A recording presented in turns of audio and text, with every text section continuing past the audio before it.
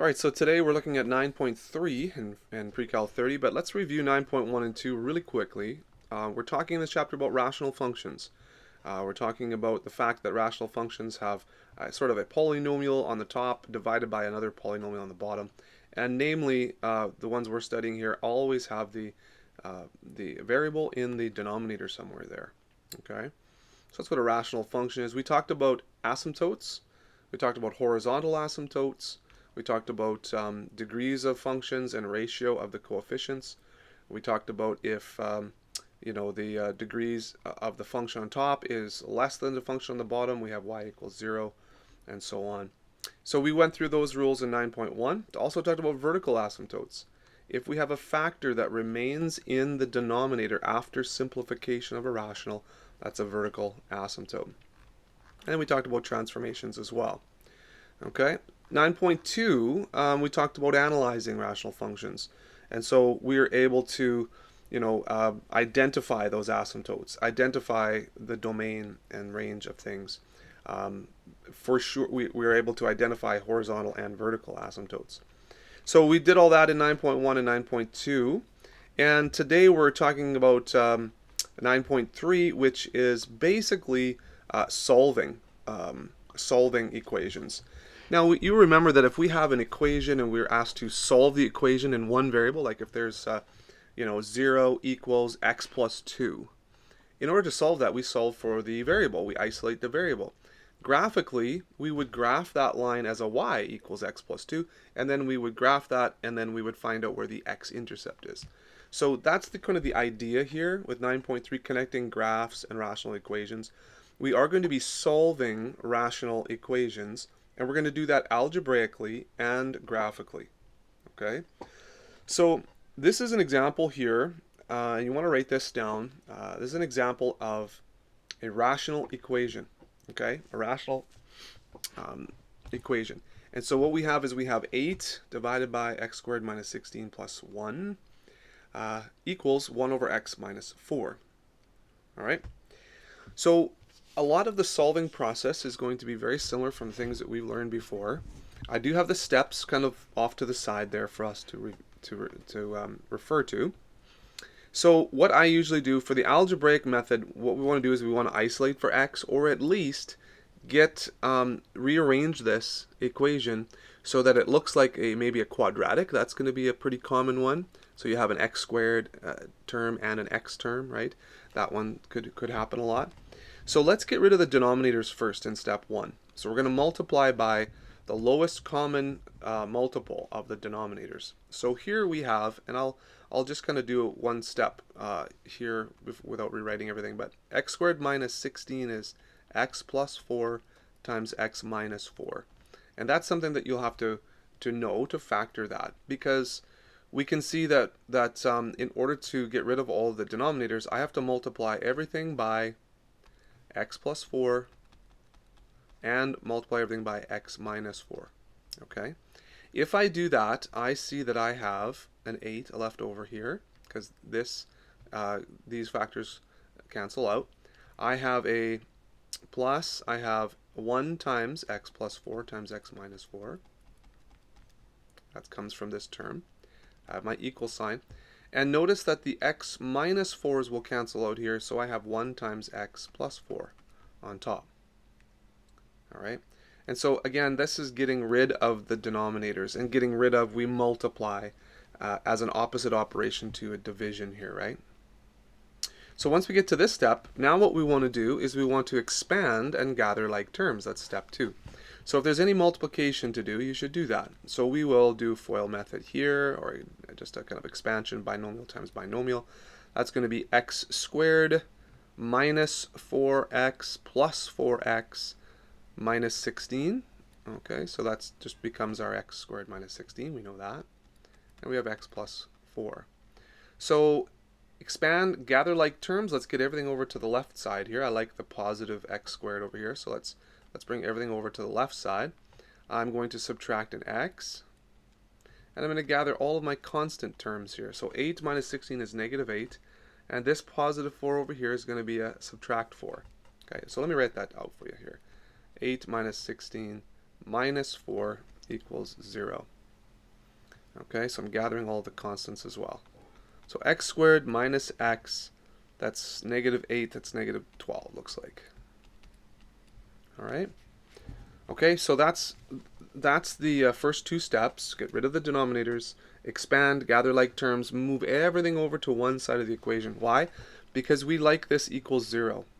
We like this equals 0 part. Because we can factor now and use the zero product principle. Or, because we see that this is a quadratic equation, we can use the quadratic formula. All right. So I'm going to factor this because this one's pretty easy to factor by sight, and you should be able to factor this. This is x squared, so this has got to be x and x. And we need a negative 12 multiplied to negative 12, add to negative 1. So I'm going to go negative 4 plus 3 looks like. Okay, those multiply to negative 12 and add to negative 4. So that's the zero product principle. Now, the zero product principle says that I need to let each of these factors equal 0. Because in order for this statement to be true, one or both of these factors needs to be equal to 0. So I have x equals 4 and x equals negative 3. Okay. Okay, so double check everything, all the math looks good there. Now what we have to do is we have to check to make sure that we are not accepting a restricted value, right? Or an extraneous root, let's say. So I noticed right away that I have a problem with x equals 4 because that x equals 4 makes this 0, which makes the denominator over here 0. It also makes this 0. So my restriction, and you might want to note restrictions at some point early on so you don't miss it, but x cannot equal plus or minus 4. And of course here we have, algebraically speaking, it's going to calculate for us a possible solution of 4, but we have to reject that. So it looks like that negative 3 is going to be our solution. And of course you would check that. You could check that by putting x equals negative 3 in for x and doing the additions and making sure that's true. Okay, so we won't do the check here in the lesson. That is an answer. So that's algebraic method.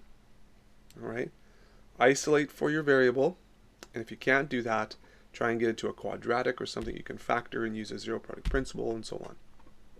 Okay, yeah, so we do want to, and steps 4 and 5 technically, check for extraneous roots, and then you can check your solution. So I will show you, I think I did a check over here. Yeah, so I put in negative 3 in for x. You don't have to do this right now, but notice that you should be able to do a check and it should work out perfectly. So here's the check after we've eliminated our roots. Okay, guys? Oh, let's go back to the beginning there, I guess. Okay, so we've talked about algebraically now. I want to show you that if we were to graph this same example that we just did, this is what the graph would look like right here. All right, here's a screenshot of the graph. And I see I'm still paused. Sorry about that. So here's a screenshot of the graph, and it's y equals.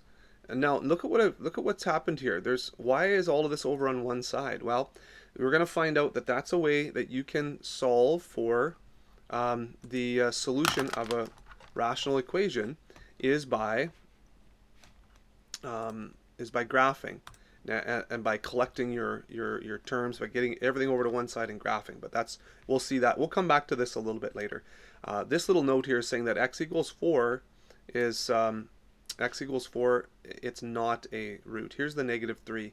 The intercept is represented here as the solution and no negative 4.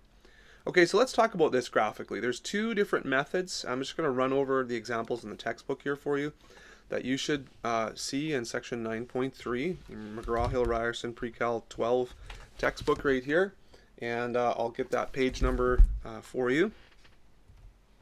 Okay, so it's page 460 in your textbook if you want to follow along. Okay, so there's two methods, like I said. So here's a rational equation right here. Okay, so we have definitely an x in the denominator here, and there's an equal sign, and we're trying to solve for x. All right. So one method you could do is to use a single function method and find the zeros or the intercepts. And what does that mean? Well, we've done this before in this course, definitely.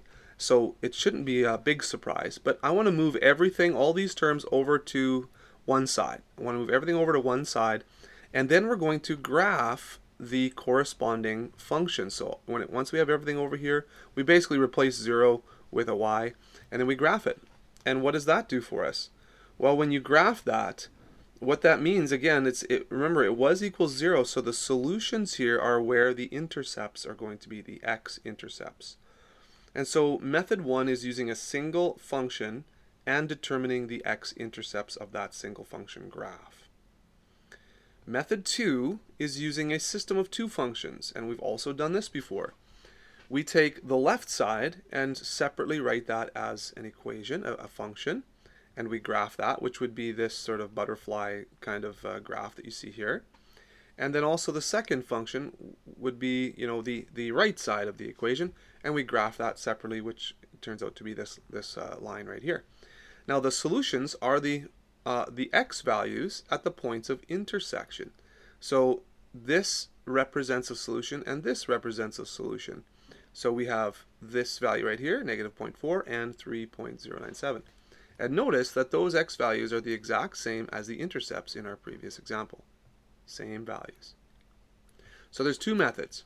And of course we've been through this before, but let's now do these two methods here on our own. Let's see if we can figure this out as well. So my class right now, you guys are learning at home. If you have a graphing calculator, you can use that, please. If you have Desmos or other graphing technology, I would encourage you to use that. You're going to have to know how to solve graphically. Okay. So here's our equation. You want to write this down. 1 plus 2 over x equals x over x plus 3. And we're going to first solve graphically, and then we're going to practice our algebraic solution again. So graphically, okay, so remember, here's a little summary of the two methods. So represent the left side and the right side as separate functions, okay? So that's, okay, well that was the method 2 above, but this is just one way. So the left side and the right side separately. Over here, another way to do it graphically would be to move the terms to one side of the equation and graph a single function, right?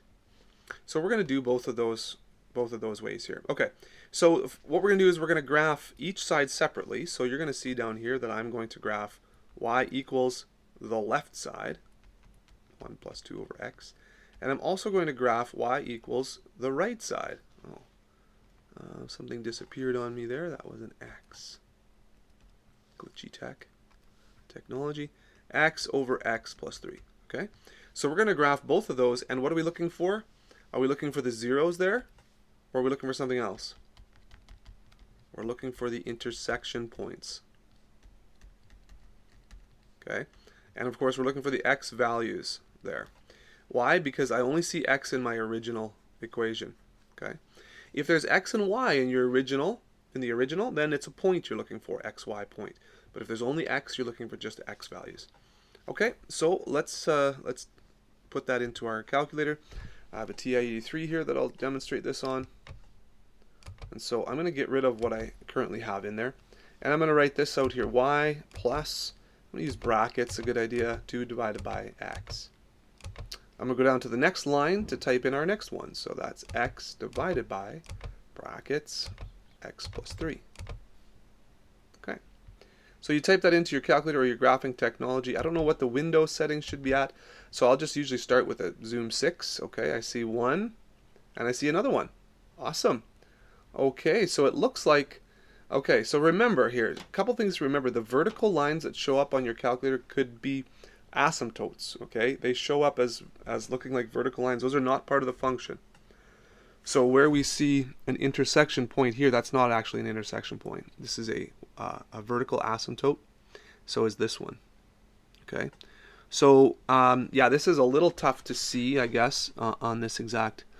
But it looks like, okay, nothing there, nothing there, nothing there. Oh, it looks like right over here we have an intersection, and that looks like to be the only intersection. So I'm going to focus right around here. So let's zoom in a bit. I'm going to zoom in. We can try that. Zoom in. And you can actually move the cursor to where you want to zoom into. So I'm going to move that cursor to where I see that we might have that intersection point. And let's just see what happens. Oh, yeah. Looks good. Okay. Now, this is pretty close to the intersection point, but we haven't really calculated. I've just got my cursor there. So let's calculate that intersection point by doing second function trace.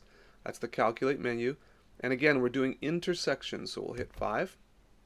First curve will be shown at the top left. Yes. Second curve, top left. Yes. Guess, please. Hit enter a third time. There you go. The x value is negative 1.2. That's what it says, negative 1.2. Okay, so let's, I'm going to clip that, put that in the notes for us. Whoa.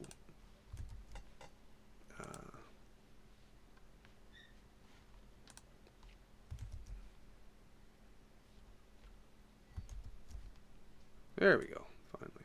Okay.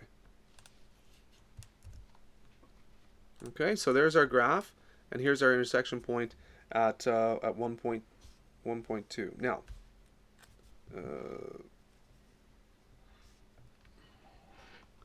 I should say negative 1.2.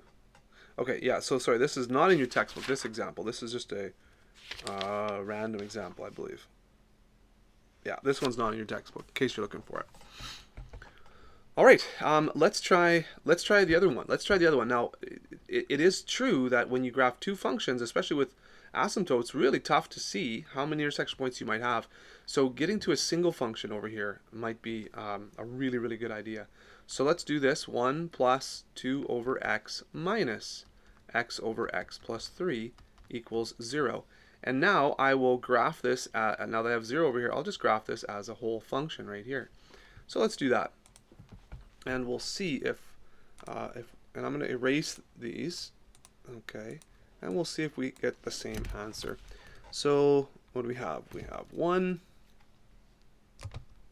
plus bracket 2 divided by x bracket minus x over x plus 3. Okay. Sometimes you have to use an overabundance of brackets here, so I'm just going to be sure here. I might add another set of brackets. Okay, so let's graph this and see what happens. Ooh, okay. Now I'm zoomed in here, obviously, but this looks really good because there's a 0 that looks to be about the same spot as where my other solution was. I'm going to zoom out here. I'm going to hit zoom 6. Oops, zoom 6 to get a standard window, just so I can see a bigger picture. And yeah, you see that? The graph doesn't seem to hit or touch the x-axis anywhere else other than this spot right here. So there you go. I am going to check to make sure by calculating this 0. And I'm going to let x equal, let's say, negative 2 on the left side.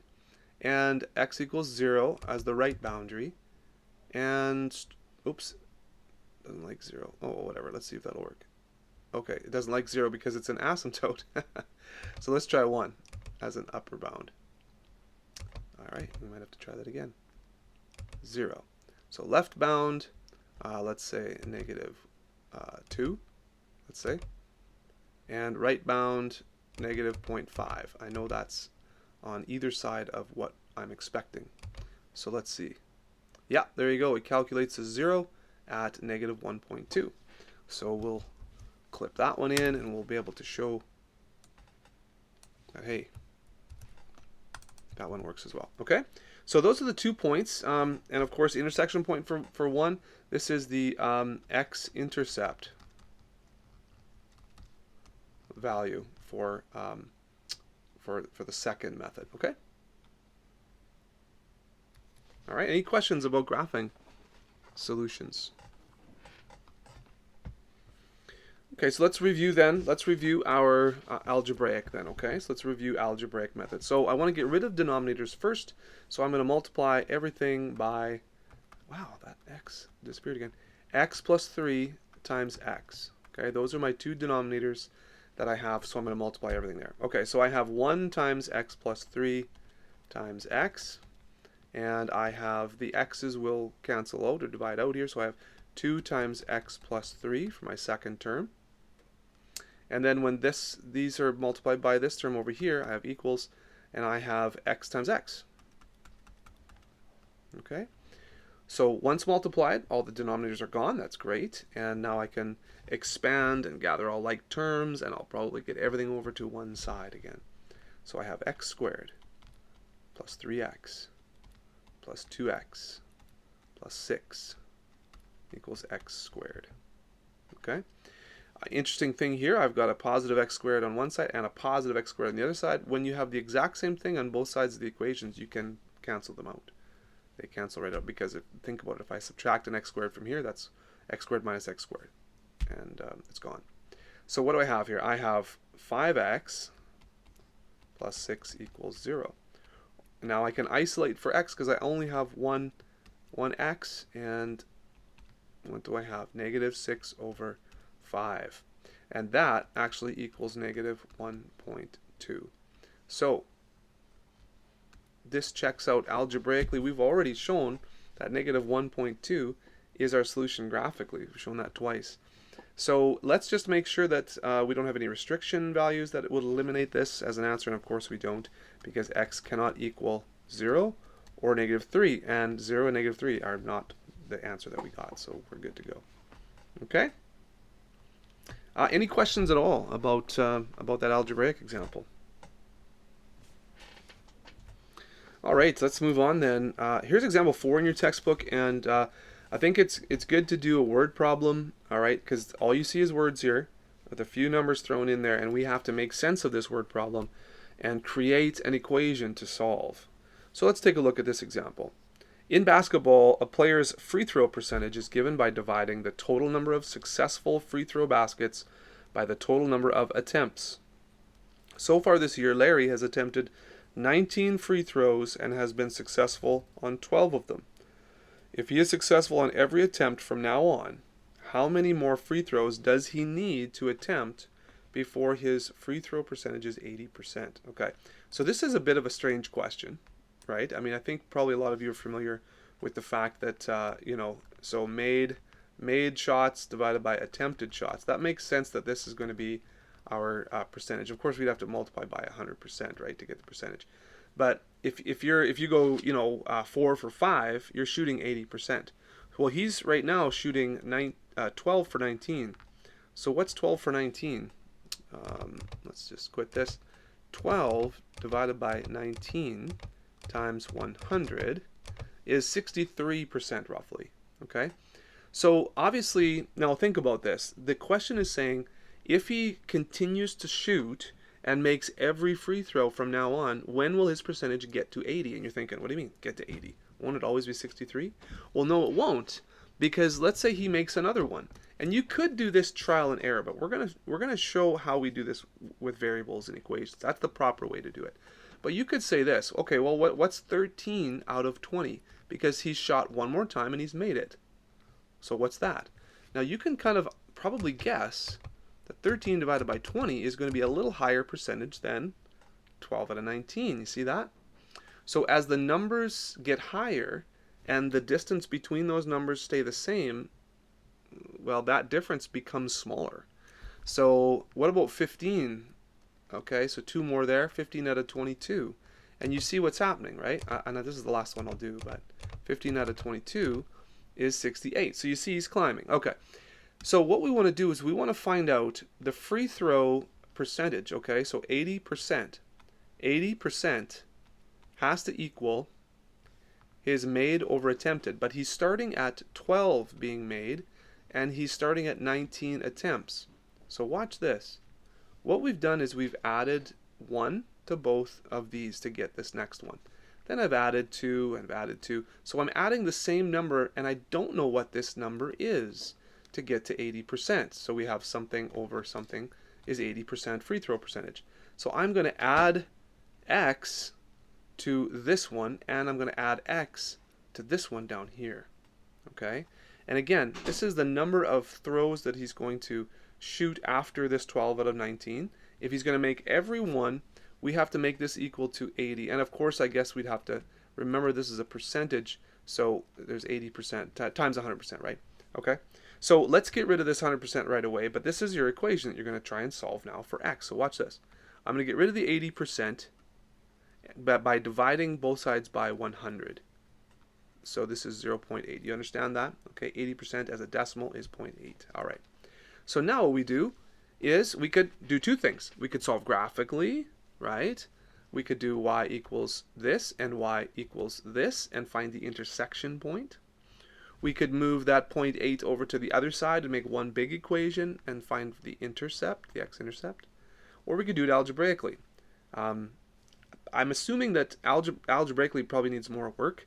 So let's do algebraically because it's the most common. You're going to have to do that more often than anything else in math. So let's practice the algebraic. So what I'm going to do is I'm going to multiply both sides by 19 plus x. So I get 19 plus x times 0.8 on this side. And I get just 12 plus x over on this side because these cancel out. So that one multiplies by that. This one multiplies by this, and they cancel out. Okay, so 19 times 0.8.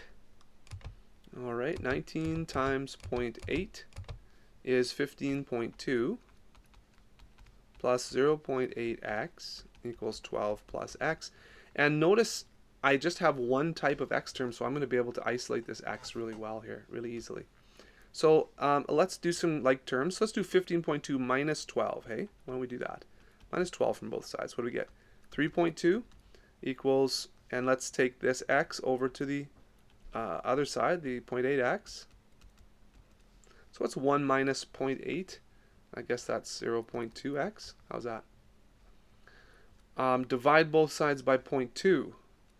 So what's 3.2 divided by 0.2? Well, that becomes 16, you'll notice. And I'll let you can do that on the calculator if you want. All right, so x equals 16. So what does that mean? That means that he needs to attempt and make 16 in a row in order for his percentage to come up from about 63 to go to here 80. So 16, guess what? What's that? 16 plus 12, that's 28. And 16 is, what's that, 35. 28 out of 35, right? So let's see, 28 divided by 35. Look at that, exactly 0.8. That's 80% shooting. Okay, so how many more free throws does he need to attempt? 16 more free throws. Word problem, 16 more throws. Word answer. Attempted and made. Okay. Anything else we should note here? I guess we should note that you can't have a fraction of a throw. So, you know, in this question, the domain or the nature of the x values have to be an element of whole numbers, right? It could be 0, it could be 1, 2, 3, and up. Can't be negative, can't be a decimal ratio or fraction or radical, right? So it has to be whole numbers. So that's something to note as well. If you got an answer of 16.2,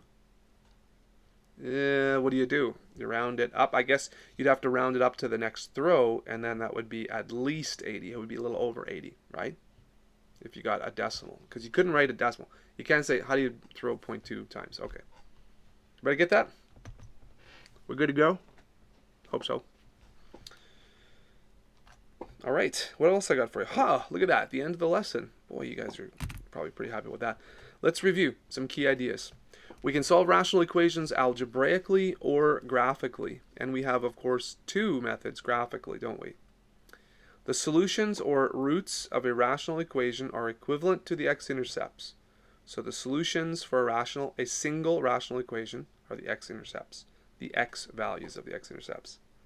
The graph of the corresponding rational function. You can use either the following methods to solve. Manipulate the equation so that one side is equal to 0, then graph that corresponding function. Okay, everything over to one side equals y. Find intercepts there. Or you could graph the system. So that's going to be two sides. Graph both sides and identify the point or points of intersection. That's method number 2. When solving rational equations algebraically, remember to check for extraneous roots. Check for extraneous roots. That means any restricted values. You can't have that as an answer to your question if it's going to, make the equation, if you're going to have to divide by 0. That's the big thing. Okay? And then you should verify your solution. So check your solution to make sure that you've got the right one. Okay, so those are the key ideas here. Let me just quickly kind of look through my The textbook here, I don't know if there's anything major that I've missed there. I think that's pretty good for a full lesson. There's some homework here for you from 9.3, and yeah, I'll get you to take a look at that. If you have any questions, please chat them in. I see some coming in, so I'll check those questions before we're done. Okay, so I'll just show you some of the questions here that you can do for homework in case you don't have your textbook with you.